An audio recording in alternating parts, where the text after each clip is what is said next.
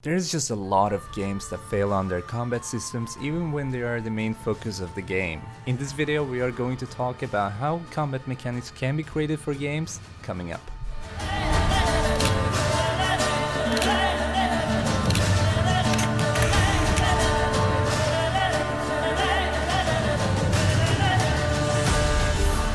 Hey, what's up guys, it is Psycho or Sam here and welcome back to another episode of Game Mechanics Discussion. Today we're going to be talking about combat systems in games, and I'm going to give some examples on how they can be implemented in Unity, as well as how you can improve your combat system for your game. If you enjoyed this video guys, make sure to hit that like button down below and let's get started with this. Some games, even bigger games, can have a clunky and dull melee combat system where the player feels kind of forced to use it in certain scenarios, which results in boredom. Most likely those games are MMORPG games that don't really focus on the melee combat system since they got so many other features that will be used during combat, like magic and other types of ranged weapons. Another reason for these games to not really include a greatly improved combat system is in order to make it fair. If you're playing an MMORPG game as a ranged class, let's say mage, and you have a warrior with a sword running up in your face and hitting you constantly with high attack speed, you won't have enough time to cast your spells considering how long it usually takes in these types of games to cast a spell. So in order to make battles fair, developers usually hold themselves to either one at a time combat system or they just let the players spam their keys. The fun part is that you get to use all your abilities and skills you've got and learned while progressing through the game and farming to level up, but the boring part is that there is no real challenge to it. I personally like the mechanics in MMOs. Even though there is no real competition, you just straight up level your character and learn new skills, but I also like these type of games too, so I don't really dislike the combat nor the game genre, but it's not really difficult to see that it's not a system or mechanic that challenges you. RuneScape, for example, is an MMO, a very old one, and it used the one at a time combat system. No matter if you were playing ranged, close combat, or anything along the line, you would attack once, then the enemy would attack once. The system worked perfectly fine, but let's be honest, it wasn't very fun. It was still a good way to measure your character's strength and armor, but there was no combat where people would end it and go, "Did you see what I just did there?" At least it wasn't clunky, so I'll give it that. One game that nailed its combat system, however, in its fans' eyes was Witcher 3. It had all these things going for itself: the combat music, slick animations with locomotion working with enemy AI properly, realistic movement, varying attacks, spells, and a smooth dodge system. It received quite a lot of compliments for its combat system, which it deserves in my opinion. But the question is, why was Witcher 3's combat so successful? What was it that made it so good? Like I said earlier, it had a bunch of different features mixed into one single combat system, such as the dodging and all that.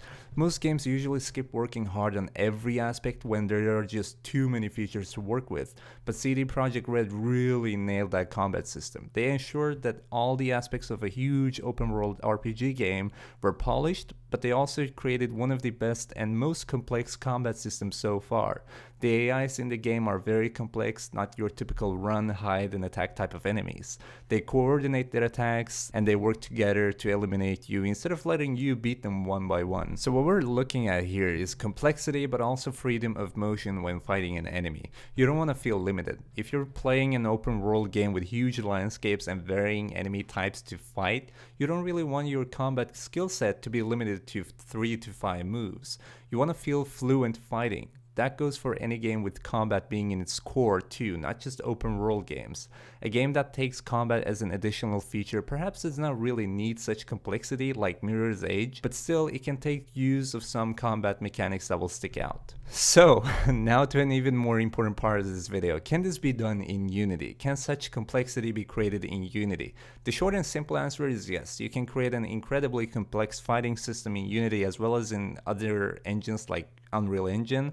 Honestly, just as for the design and graphics, the systematic complexity is really up to your skills in programming, animating, and creating scenes. We really need to look at the overall big picture and see how fighting mechanics are created. First and foremost, you could take use of some great soundtrack for your game's combat. Witcher 3 had amazing soundtrack for its combat, and it really enhanced the overall feeling its combat gave off. For any medieval fan, Witcher 3's combat was like living a dream. Spinning around with your sword, almost role-playing with the enemies, slashing and dashing forward with incredible music playing in the background, that really added a lot to the overall overall quality. You also need to make sure that the combat suits your game type. If you have a medieval RPG game with combat in its core, you may want to spend most of your time polishing the combat system. Also, don't forget about smooth locomotion animations. You probably don't want to use the default animation creator in Unity or any other engine for that matter. You're gonna want to go with animating with a camera system in order to make animations for two characters together, one being your player, the other being AI,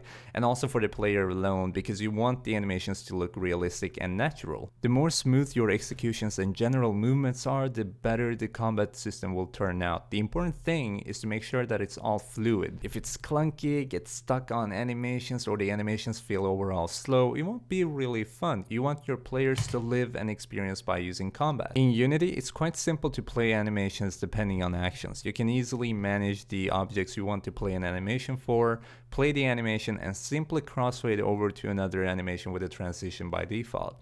That way, your combat will feel smooth and it will affect other parts of your game in a positive way, such as the movement. If you put a little bit of extra time into combat and make sure that the players have a freedom of mechanically picking what they want to do next as an attack, or move around smoothly and feel free overall, they will be able to use their imagination to eliminate the given targets, which will grant your game a replayability. I would rather play a game like Witcher 3, where I have freedom of creativity and expressing my own sort of fighter inside of me by using the mechanics that are put into the game, rather than playing a game that is going to feel rather clunky and the animations are going to get stuck, or perhaps I don't even have the choice of doing whatever I want to do. But that is pretty much my take on combat mechanics in games and how they could be used in indie games as well. Let me know your thoughts in the comments down below, guys. Is fluid combat really that important, or do you rather have a default skill set you're going to use throughout the entire game? It's a big subject with tons of opinions about it. But anyway, guys, thank you so much for watching this video. I hope you all enjoyed. If you did, make sure to hit that like button down below. Once again, let me know in the comment section below what you think about this subject